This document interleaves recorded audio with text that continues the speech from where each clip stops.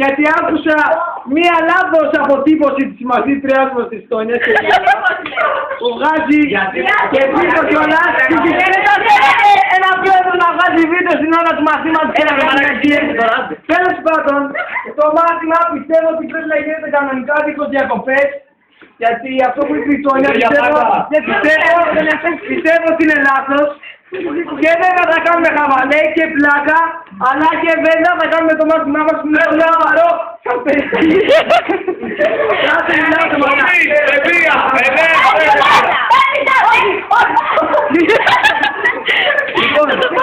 Λοιπόν, θα πάμε Αλέξη. Επίσης, πιστεύω ότι θέλετε να έχετε ένα πρόεδρο πολύ αξιόπιστο και με πολύ καλές προδιαγραφές για να γίνει η τάξη μας καλύτερη.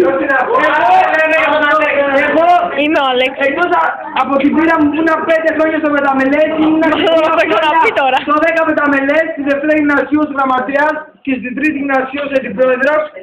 Πιστεύω ότι θα κάνουμε την τάξη μας καλύτερη και βάζω το χέρι μου στη φωτιά ότι θα γίνει εκτός από υπόσχεση με το ΙΚΑ θεωρία θα γίνει και πράξη. Ευχαριστώ.